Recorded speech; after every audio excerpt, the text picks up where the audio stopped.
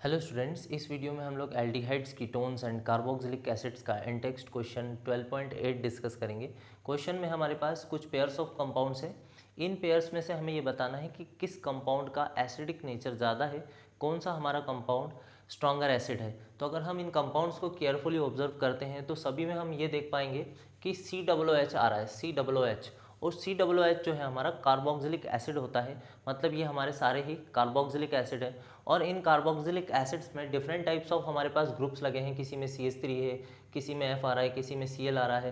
तो इन ग्रुप्स का क्या इफेक्ट होगा एसिडिक नेचर पर, वो हम समझेंगे with the help of inductive effect. तो पहले हमें इंडक्टिव इफेक्ट को समझना होगा कि इंडक्टिव इफेक्ट किस तरह से एसिडिक नेचर को इंक्रीज कर सकता है या डिक्रीज कर सकता है। तो पहले हम समझ लेते हैं इंडक्टिव इफेक्ट को। यहाँ पर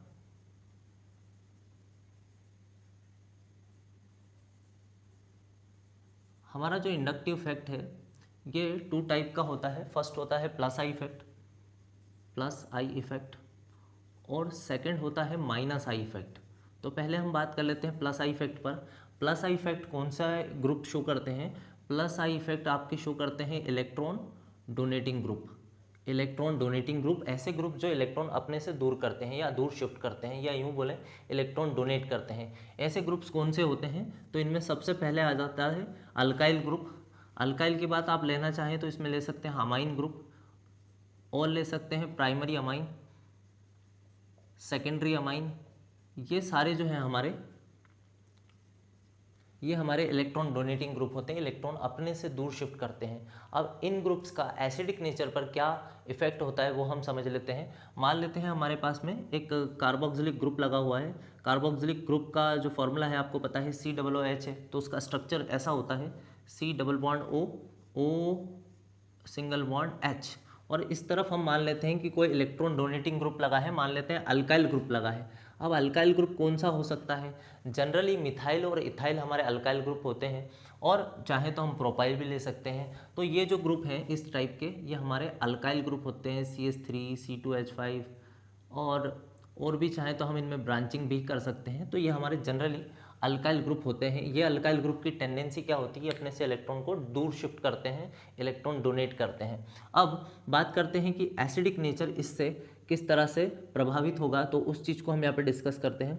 यदि ये H निकल जाए तो हम बोलेंगे, यहाँ से H+ अगर निकल जाता है आसानी से, तो हम बोलेंगे कि एसिडिक नेचर इंक्रीज हो गया है। अब वो किस तरह से निकल सकता है?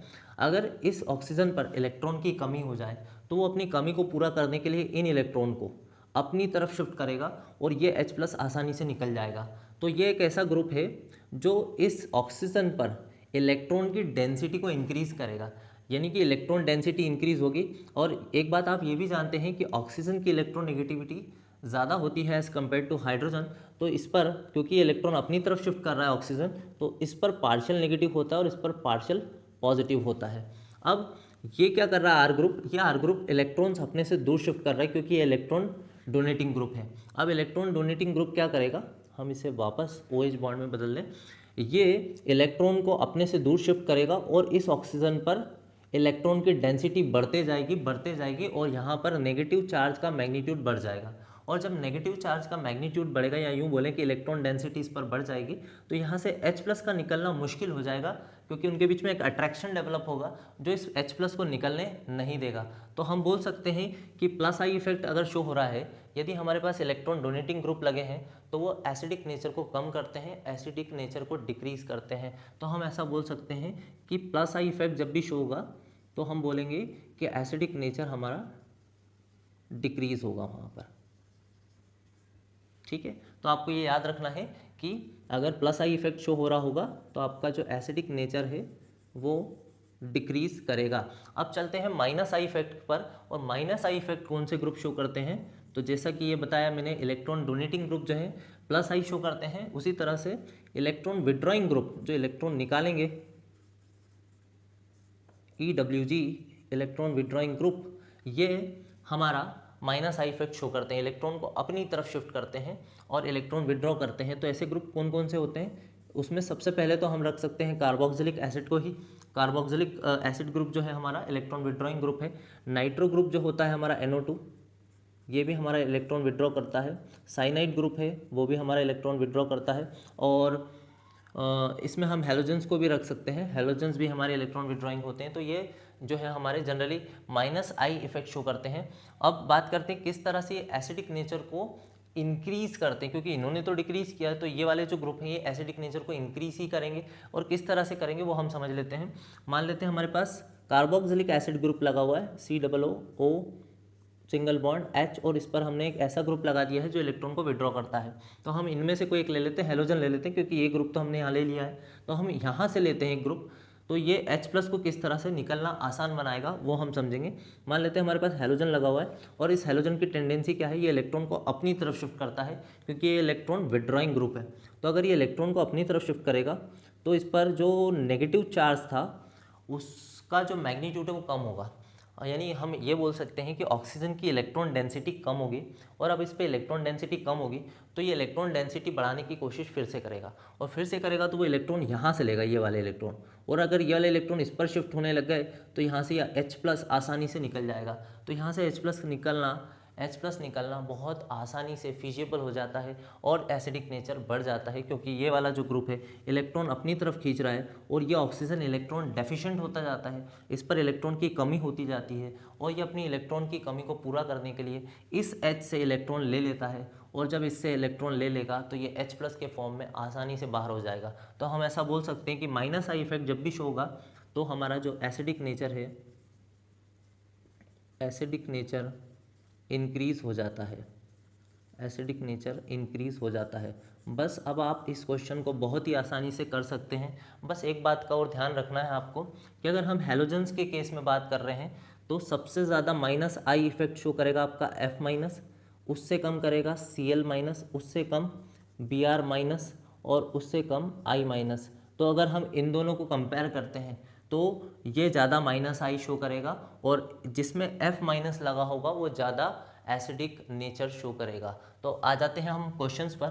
फर्स्ट क्वेश्चन में हमारे पास में CH3CO2H, CH2F, CO2H। तो अगर हम इनके स्ट्रक्चर्स बना लें तो पहले कंपाउंड का स्ट्रक्चर बन जाएगा हमारा CH3, और COO को हम इस तरह से लिख लें, C+OOH, और फिर है हमारे पास एक और CH2 पे F लगा हुआ है, CH2 पर F। तो जब भी CH2 पर F होगा तो उस F को हमें पीछे लिखना होगा, तो स्ट्रक्चर सही बन पाएगा FCH2 COOH। अब बात करते हैं कि इनमें एसिडिक नेचर किसका ज़्यादा होगा, कौन सा स्ट्रॉन्गर एसिड होगा। अब हम ग्रुप्स को देखें, ये अल्काइल ग्रुप है, ये हमारा हेलोजन ग्रुप है, एक हमारा +I शो करता है जबकि एक हमारा -I शो करता है। अगर ये +I शो करेगा तो हमने सीख रखा है जो ग्रुप्स +I शो करते हैं वो एसिडिक नेचर को डिक्रीज़ करते हैं। तो ये तो एसिडिक नेचर को डिक्रीज़ करने वाला ग्रुप लगा हुआ है इसमें, और इसमें हमारा हेलोजन ग्रुप है, और ये हेलोजन ग्रुप क्या करते हैं, ये -I शो करते हैं और ये एसिडिक नेचर को इंक्रीज़ करते हैं। तो सीधा सा आंसर हमारा हो जाएगा कि ये -I शो कर रहा है इसलिए ये स्ट्रॉन्गर एसिड होगा। तो हम लिख सकते हैं हमारा जो आंसर है इस केस में वो रहेगा, यहाँ से हम लिख दें ये वाला कंपाउंड है CH2FCO2H। और क्यों है ये ज़्यादा एसिडिक, तो हम यहाँ पर रीज़न लिख सकते हैं due to -I effect of F, due to -I effect of F। Fluorine के -I इफेक्ट के कारण ये वाला जो कंपाउंड है स्ट्रॉन्गर एसिड है। चलते हैं दूसरे क्वेश्चन पर। दूसरे क्वेश्चन का अगर हम स्ट्रक्चर बनाएं तो फिर से हमारे पास में CH2 पर एक F लगा हुआ है, तो हम उस F को पीछे लगा लें तो ये कंपाउंड बन जाएगा FCH2, फिर है C+OOH, फिर एक और कंपाउंड है हमारे पास में।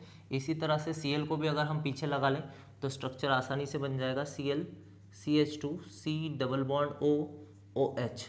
अब हम देखें ध्यान से कि तो इसमें दोनों ही कंपाउंड में हमारे पास हेलोजन ग्रुप है, और हेलोजन ग्रुप्स हमारे होते हैं इलेक्ट्रॉन विड्रॉइंग ग्रुप, और इलेक्ट्रॉन विड्रॉइंग ग्रुप हमेशा एसिडिक नेचर को इंक्रीज करते हैं। लेकिन यहाँ पर जो हमारा जो हेलोजन है, एक फ्लोरीन है और एक क्लोरीन है, यानी एक F- है और एक Cl- है। तो हमने सीख लिया है कि इस तरफ अगर हम आते हैं तो -I इफेक्ट हमारा इंक्रीज करता है।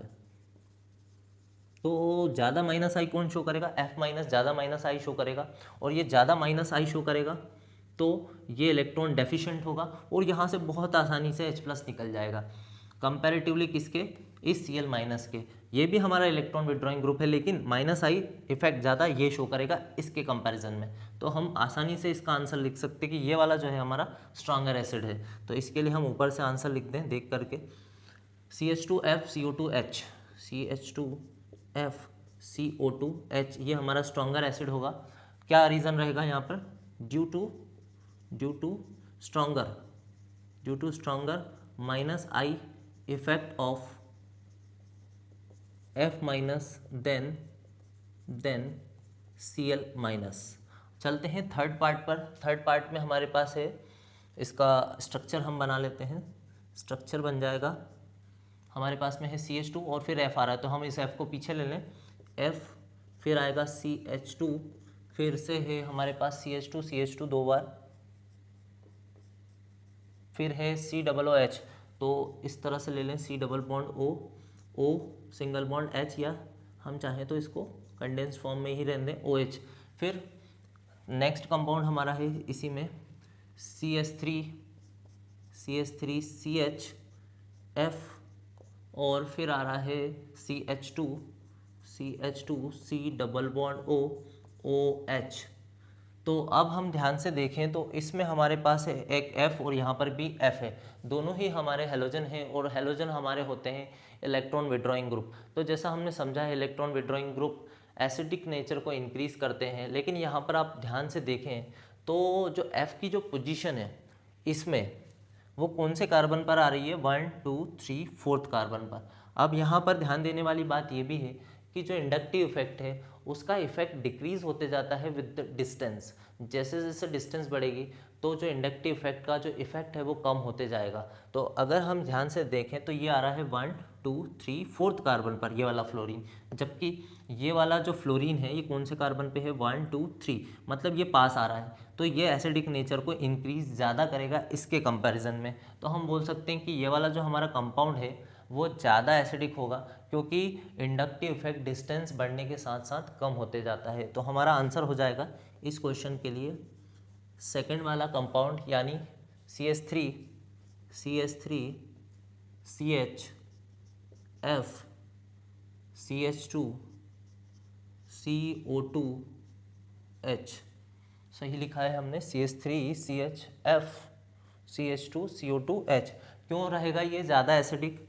इसका रीज़न आपको लिखना है ड्यू टू, या ऐसा लिखें because inductive effect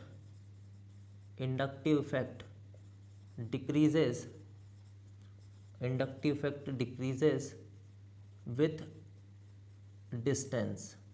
inductive effect जो है डिक्रीज करता है विथ डिस्टेंस, तो जितना ज़्यादा डिस्टेंस होगा उतना कम इंडक्टिव इफेक्ट का इफेक्ट होगा। अब बात करते हैं लास्ट क्वेश्चन पर। लास्ट क्वेश्चन जो कि हमारा काफ़ी इजी रहेगा, ये हमारा बेंजोइक एसिड है, उस पर कुछ ग्रुप अटैच इधर भी किया है इधर भी अटैच किया है, उसको हम ऊपर ले लें इस क्वेश्चन को। तो फोर्थ क्वेश्चन में हमारे पास है C और इस कार्बन पर 3 फ्लोरीन लगे हुए हैं इस तरह से, और फिर आ रहा है बेंजीन की रिंग, और इस बेंजीन की रिंग पर एक और ग्रुप अटैच कर रखा है COOH। फिर दूसरे कंपाउंड में इस तरफ हमारा लगा हुआ है CH3, फिर है बेंजीन की रिंग, और फिर उस पर आ रहा है COOH।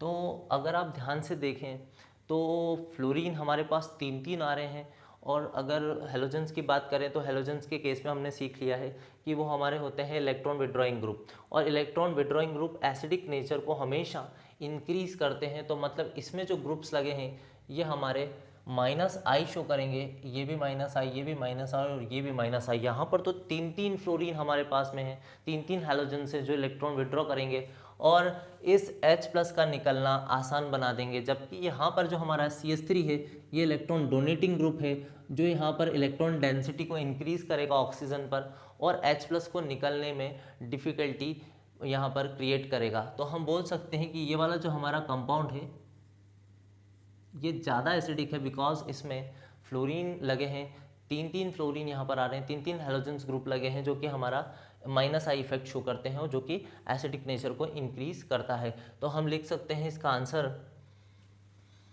F3C ring